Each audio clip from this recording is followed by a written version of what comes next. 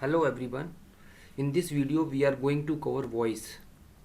कुछ पार्ट इसमें वॉइस का हम कवर करेंगे। We are not going to cover whole part of voice because it is a very long topic. So let's start with its definition. Definition क्या, कुछ नहीं, आप इतना समझ लीजिए, जब हम एक्टिव से पैसिव में कन्वर्ट करते हैं तो इसकी ज़रूरत क्या है कि एक्टिव सेंटेंस को हम पैसिव में कन्वर्ट करें।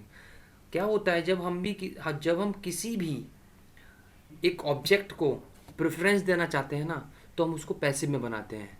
ठीक है, क्या करते हैं, पैसिव में बनाने की कोशिश करते हैं। बस आप एक सिंपल सी लैंग्वेज में समझ लीजिए, जब भी हम पैसिव बनाते हैं तो क्या करते हैं, जो हमारा ऑब्जेक्ट है उसको हम प्रेफरेंस देने की कोशिश करते हैं, बस, और कुछ नहीं है। ये एक सिंपल सी लैंग्वेज है। अब होता क्या है, जितना भी एक्टिव पैसिव होते हैं, एक्टिव से पैसिव बनाने के लिए हम क्या करते हैं, जो हमारा सब्जेक्ट होता है वो जगह ले लेता है ऑब्जेक्ट की। ठीक है, और जो ऑब्जेक्ट होता है वो जो किसकी प्लेस लेता है, सब्जेक्ट की। जैसे देखिए, जब हमारा एक्टिव होता है, एक्टिव सेंटेंस होगा तो सब्जेक्ट यहाँ होता है। जब इसको पैसिव बनाते हैं तो बाई के बाद बाई यूज होता है, और बाई के बाद जो हमारा सब्जेक्ट होता है वो according to sentence, according to subject वो कन्वर्ट हो गया। जैसे अगर आए है तो वो किस में कन्वर्ट होगा, यू है तो कन्वर्ट होगा या नहीं होगा। ठीक है, ही है तो कन्वर्ट किस में होगा। ठीक है, ये चीज़ें, जैसे आई कन्वर्ट हो जाता है मी में। ठीक है, यू का यू ही रहता है, ही का हिम हो जाता है। ठीक है, तो ऐसे ही अब जैसे वी का अस हो जाता है। तो ये चीज़ें आप बचपन से भी याद करते हुए आए होंगे। क्या होता है, जब पैसिव बनाते हैं तो आई का मी में कन्वर्ट हो जाता है, यू यू ही रहता है, ही हिम हो जाता है, वी अस हो जाता है, और दे का देम हो जाता है। क्या हो जाता है, देम। इतना ध्यान रखिए। ठीक है, आई मी में कन्वर्ट हो जाता है, यू यू ही रहता है, ही हिम में कन्वर्ट हो जाता है, वी अस में कन्वर्ट हो जाता है, और दे देम में कन्वर्ट हो जाता है।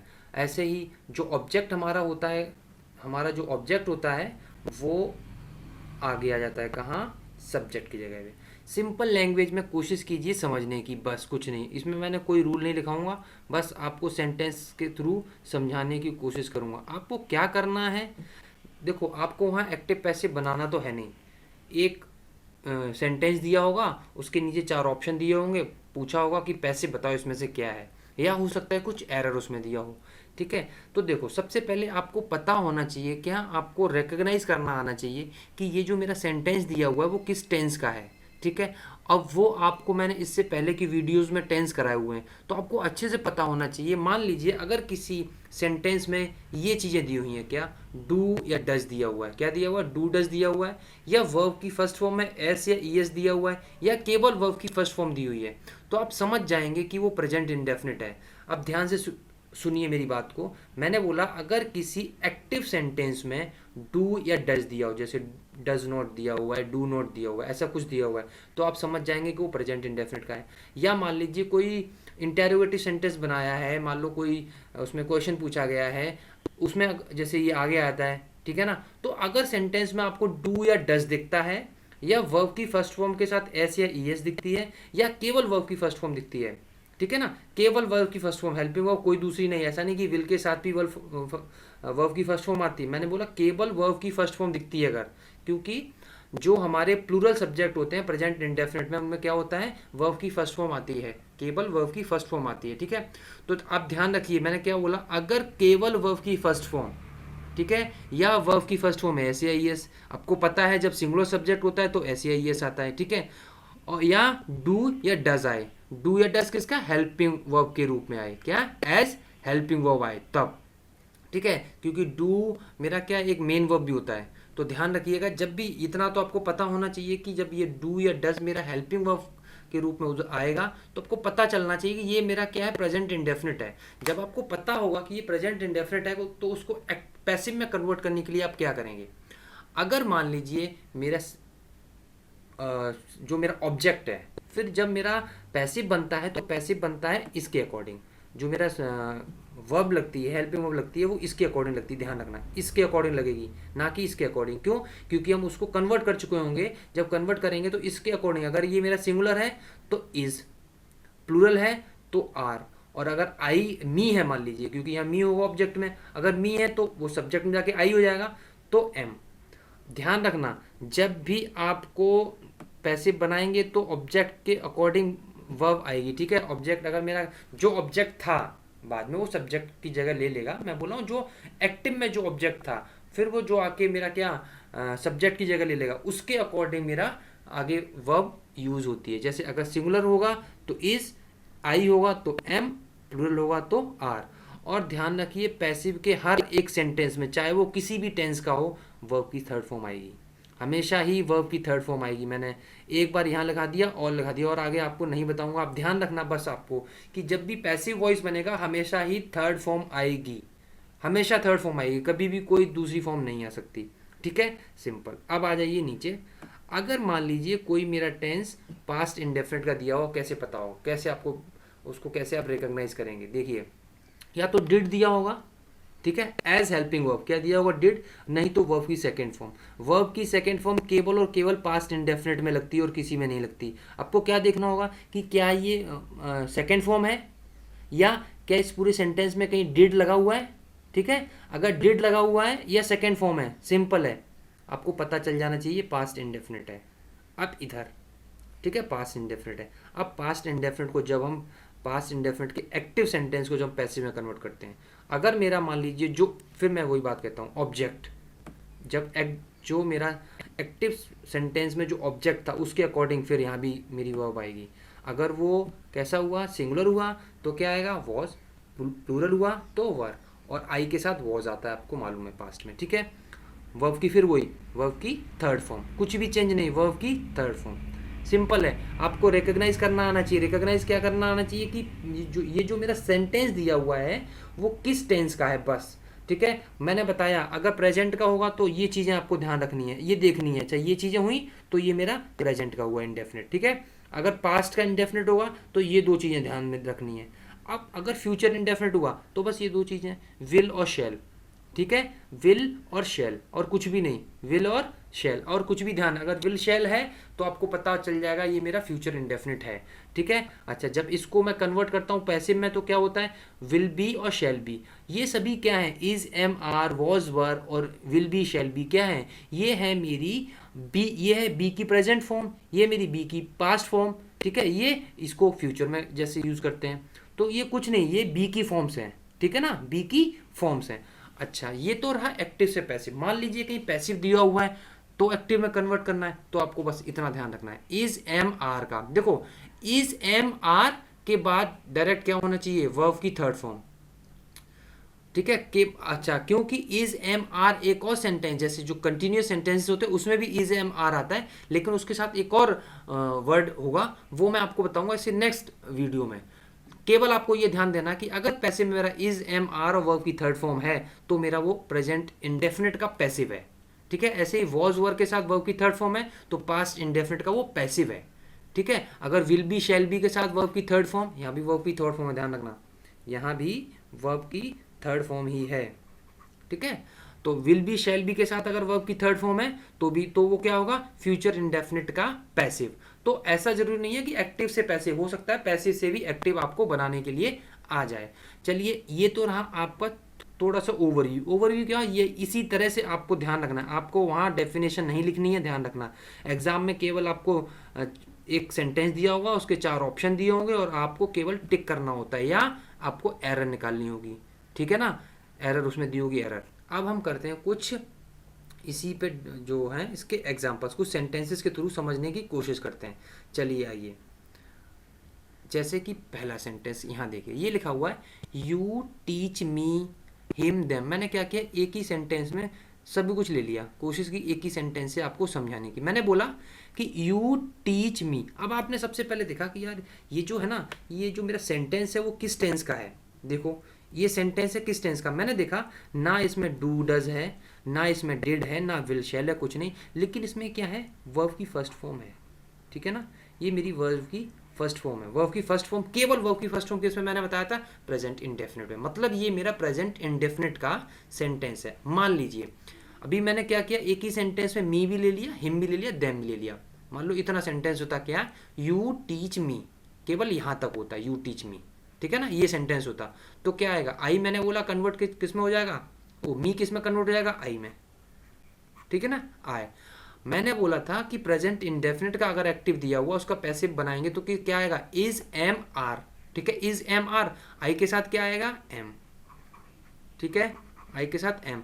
फिर वर्ब की थर्ड फॉर्म, वर्ब की थर्ड फॉर्म, इसकी थर्ड फॉर्म क्या होगी, टीच की टॉट, ठीक है। फिर मैंने बोला क्या आता है, बाय। फिर यू कन्वर्ट नहीं होता, मैंने आपको बताया था यू चेंज नहीं होता। देखिए जो मेरा ऑब्जेक्ट था वो देखो सब्जेक्ट जगह पे आ गया, उसके बाद क्या हुआ, जो मेरी वर्ब आई वो आया, उसके बाद मैंने बताया कि जो मेरा सब्जेक्ट यहाँ था वो मेरा इधर ऑब्जेक्ट जगह पे किसके साथ, बाई के साथ। तो आपको बस इतना ध्यान रखना। अब जैसे मान लीजिए हिम दिया हुआ है, हिम किस में कन्वर्ट होता है, मान लीजिए आपका सेंटेंस होता है यू टीच हिम, तो हिम किस में कन्वर्ट होगा, ही में, क्या आएगा, ही। अब ही मेरा सिंगुलर है, अब इसके अकॉर्डिंग वर्ब आएगी तो इज, ही इज। फिर वही same, taught by you, simple और कुछ भी नहीं, he is taught by you, same रहेगा। अभी मान लीजिए देम, देम किस में कन्वर्ट होता है, दे में, तो क्या आएगा, दे क्या है मेरा प्लूरल, तो दे के साथ क्या आएगा, आर, तो क्या आएगा, they are taught by you, same है। अब आ जाइए नेक्स्ट, नेक्स्ट एक सेंटेंस दिया हुआ है, फिर से मैंने देखो इंडेफिनिट का ही सेंटेंस है, ठीक है ना, इंडेफिनिट का ही सेंटेंस है। उसमें क्या होगा, मान लीजिए मैंने एक पहला सेंटेंस, केवल एक ही सेंटेंस पढ़, इसी से ले लेते हैं। मैंने बोला यू टीच मी इंग्लिश, देखो ये अभी मैंने क्या किया, मान लो ये नहीं है, ये तो मैंने आपको और भी सेंटेंसेस के साथ, केवल इतना है क्या, इसको हटा दीजिए, ये है मान लीजिए क्या, यू टीच मी इंग्लिश। तो इसका सेंटेंस देखो क्या क्या बन सकता है। देखो इसमें दो चीज़ें हैं, इसमें दो ऑब्जेक्ट हैं, मैंने ये वाला और ये वाला, मैंने आपको डायरेक्ट और इनडायरेक्ट ऑब्जेक्ट के बारे में समझाया था, उस वीडियो को जाके वापस देख लीजिए, ठीक है। डायरेक्ट और इनडायरेक्ट ऑब्जेक्ट्स क्या होते हैं मैंने आपको अच्छे से समझाया था पीछे वाली वीडियो में, ठीक है ना, उन वीडियोज़ को आप देख लीजिए। अच्छा अब आते हैं इसको, इस सेंटेंस का पैसिव बनाते हैं। देखो क्या होता है, क्योंकि इसमें दो ऑब्जेक्ट हैं तो मेरे दो पैसिव बन सकते हैं। कैसे, देखो एक तो मी के साथ, मी, मी को जब मैं यहाँ आई लूँगा, आई के साथ क्या आता है, एम, वर्ब की फिर थर्ड फॉर्म, टीच की क्या होगा, टॉट, आई एम टॉट, फिर क्या आएगा, इंग्लिश,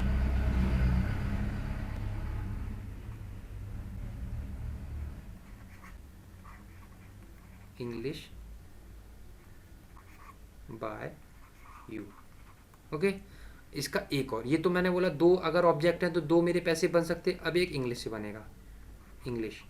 अब इंग्लिश क्या है, इंग्लिश सिंगुलर है, ठीक है ना, इंग्लिश इज, सिंगुलर है तो is, English is taught, taught to me by you, ठीक है। अब दोनों ही सेंटेंसेस सही हैं, मान लीजिए आपके एग्जाम में दोनों ही ऑप्शन आ गए, तो आप किसको टिक करेंगे, क्योंकि दोनों ही सही हैं मैंने कहा, तो किसको टिक करेंगे। अब इस केस में आप क्या करेंगे, आप नंबर ऑफ वर्ड्स को काउंट करेंगे, 1 2 3 4 5 6, इसमें करेंगे 1 2 3 4 5 6 7। तो इसमें क्या होता है, एक रूल और होता है, शॉर्टर द बेटर, जो सबसे छोटा होता है वही सही होता है। तो ऊपर वाले सेंटेंस में मैंने देखा कि 6 वर्ड्स थे और इसमें 7, तो मेरा ऊपर वाला कंसीडर किया जाएगा, नीचे वाला नहीं। मान लीजिए इन केस दोनों ही इक्वल आ गए, इन केस अगर दोनों ही नंबर ऑफ वर्ड्स इक्वल आ गए, तो आप क्या करेंगे, जिसमें मेरा डायरेक्ट ऑब्जेक्ट के साथ बनाया होगा वो वाला मेरा जो सेंटेंस होगा, जो पैसिव होगा वो सही होगा। ध्यान रखना, दो चीज़ें बताई, एक पहले काउंट क्या कर लेंगे, नंबर ऑफ वर्ड्स किसमें कम है वो वाला सही लगा देंगे, क्योंकि शॉर्टर द बेटर, जो छोटा वो अच्छा, ठीक है। उसके बाद अगर दोनों में ही मान लो इक्वल नंबर ऑफ वर्ड्स हुए, तो जिसमें डायरेक्ट ऑब्जेक्ट के साथ मेरा पैसिव बनाया होगा वो मेरा पैसिव सही होगा, ठीक है। चलिए अब नेक्स्ट आप देखते हैं पास्ट इंडेफिनिट के लिए। देखो मैंने आपको बताया था, देखिए ना ही, अब इसमें ना ही डू डज है, इस वाले सेंटेंस में देखेंगे ना ही डू डज है, ना ही वर्ब की फर्स्ट फॉर्म है, सीधा आपको दिखता है कि वर्ब की सेकेंड फॉर्म है, ठीक है, वर्ब की सेकेंड फॉर्म है।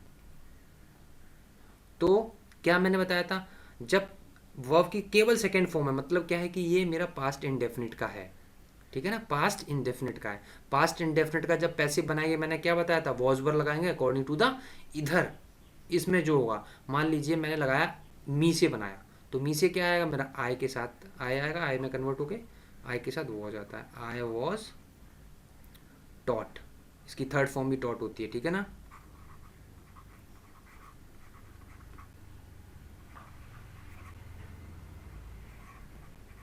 ठीक है, I was taught by you, अगर हिम होगा मान लीजिए सेंटेंस में हिम, तो क्या आएगा, he was taught by you. Them होगा तो क्या आएगा, दे वर टॉट बाय यू। ठीक है, ये यू है, यहाँ आई भी हो सकता था तो बाय मी, ठीक है ना, यहाँ आई भी हो सकता तो क्या आएगा, bye me.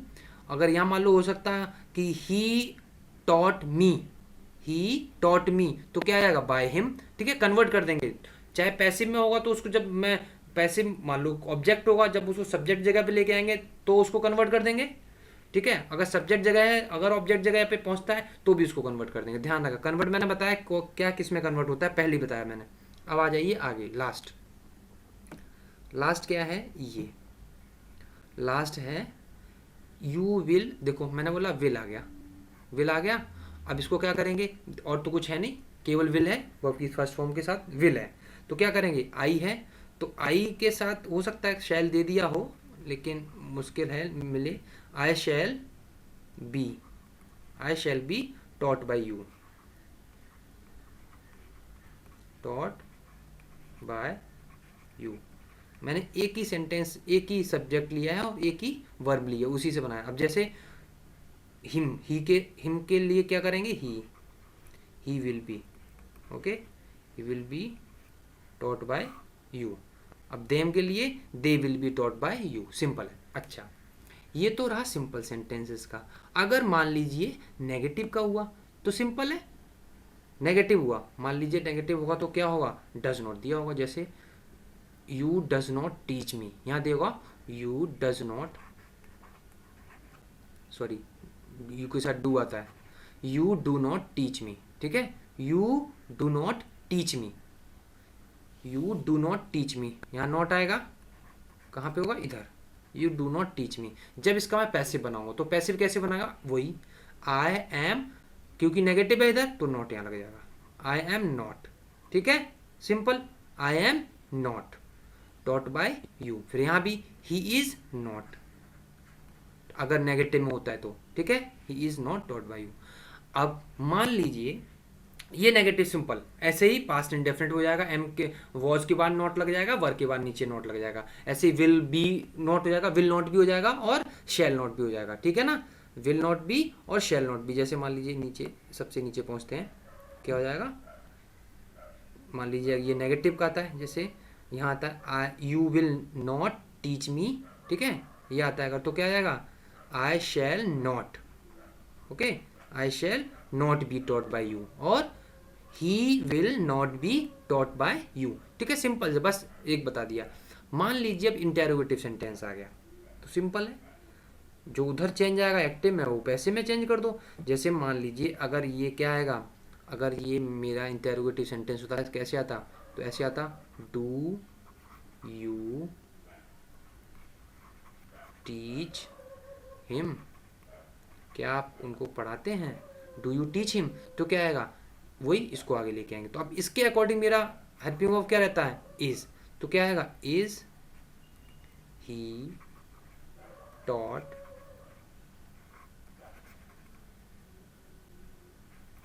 Taught by you, है क्वेश्चन मार्क। सिंपल है, जैसे हेल्पिंग वर्ब एक्टिव में डू थी, अब देखेंगे इज है हमारे इधर हेल्पिंग वर्ब चल रही है तो इज आ जाएगा। ठीक है ना, अब जैसे आया था कि डू यू टीच देम, है ना, अगर डज आता, डज ही टीच देम, उसका कोई इम्पैक्ट नहीं आता, वो किसके अकॉर्डिंग आता, देम के ही अकॉर्डिंग, देम मतलब आर से, are they taught by him.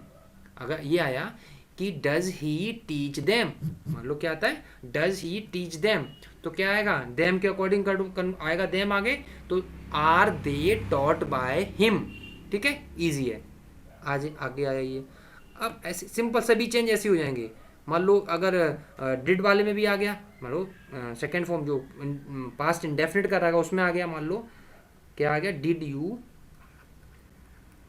वही डिड यू, फिर टीच आएगा, टीच हिम, मान लो हिम ही ले लिया मैंने, डिड यू टीच हिम। अब क्योंकि देखो अब मैंने बताया था आपको कैसे पता लगेगा कि ये मेरा पास्ट इंडेफिनिट है, देखो डिड आया इसमें, ठीक है, ध्यान रख, या तो सेकेंड फॉर्म दिया होगा नहीं तो डिड आ गया होगा, ठीक है। अब इसको कैसे कन्वर्ट करेंगे, जैसे डिड यू टीच हिम तो क्या आएगा, हिम के लिए पास्ट में क्या आएगा, वॉज ही टॉट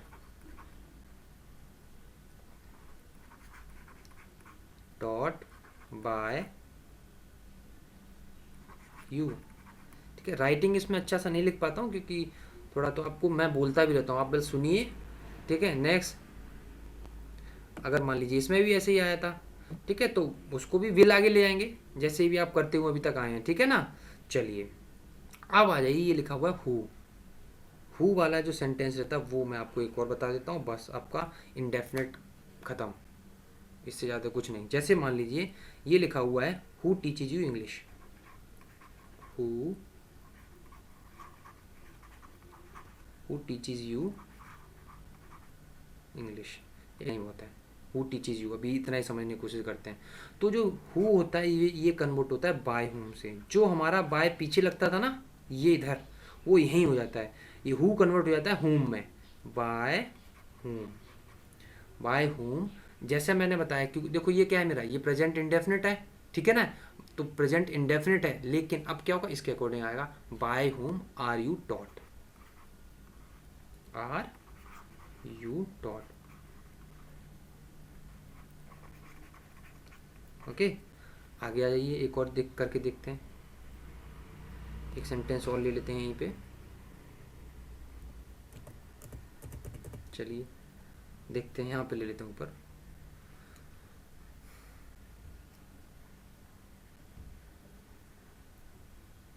यहाँ लेते हैं, देखिए मान लीजिए ये आ गया, हु टीचेज हिम इंग्लिश, या who taught him English, past indefinite ले लिया मैंने,